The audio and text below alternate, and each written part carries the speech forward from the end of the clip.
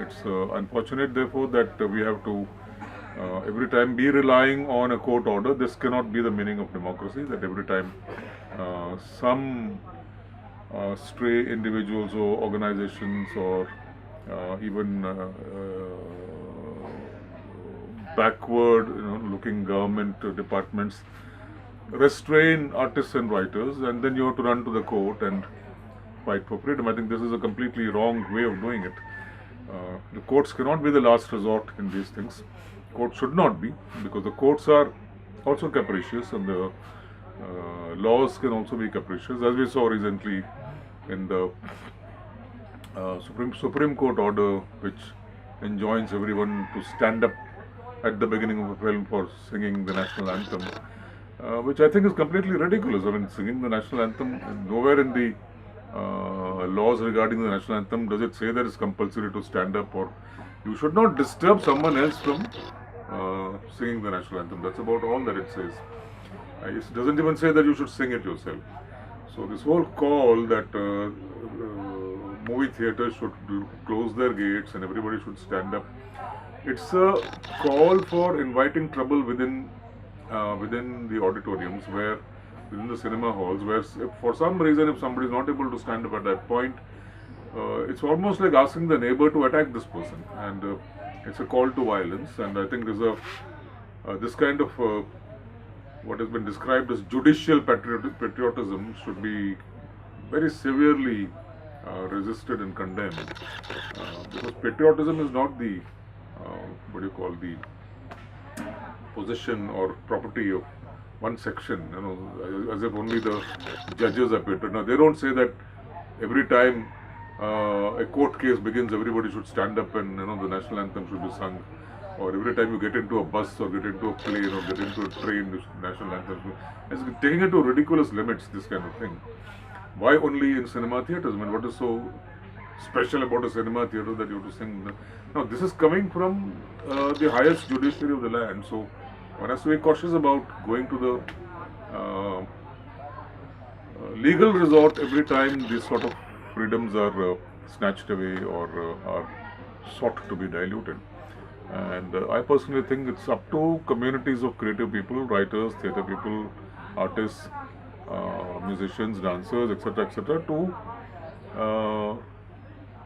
create new spaces for this conversation in the public sphere, and only then this whole idea will grow. Only then what we see as an imminent threat to creative freedoms will actually be contained, because it's very clear that we're building up towards a new era of control of people's creativity and thought, and it will be tragic if we rely only on the courts.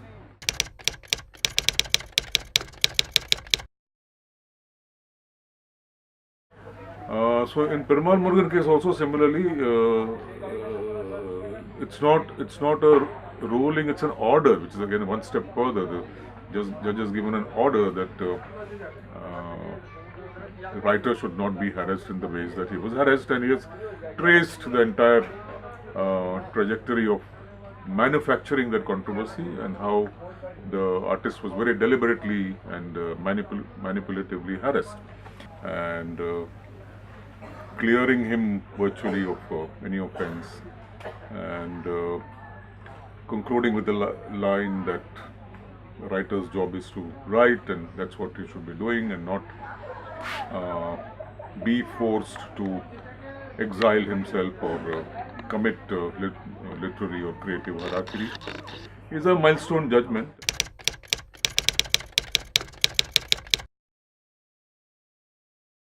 And is on par with a similar judgment that happened in 2010 vis-a-vis M.F. Hussain. And there again, it's the same judge who's currently the Chief Justice of the Madras High Court.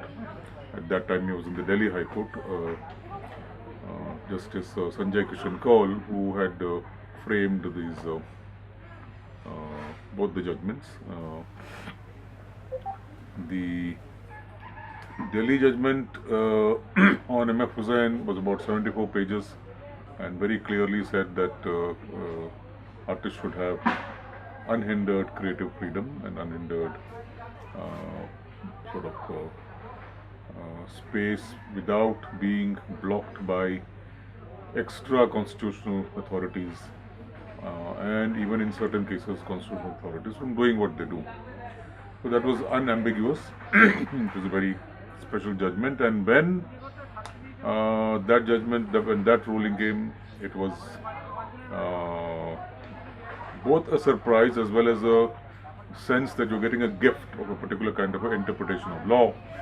And I remember having written at that time in the columns that I used to write that this is a moment when artists of the country should be picking up that case, picking up that ruling, and celebrating it across the country, maybe inviting the judge wherever possible, inviting groups of artists wherever possible to respond to that judgment in a way that makes it very clear that they would push this new interpretation of law that for the first time had been enunciated in Indian courts, so that the space for creative work gets amplified. Now, this did not happen. I don't think communities of artists even understood what the ruling was all about. It was just that Hussain has been cleared, and that was all that they were thinking about. So the law and the increasing reliance on the law. Yeah. Should I start? Yeah. So the is this volume okay for?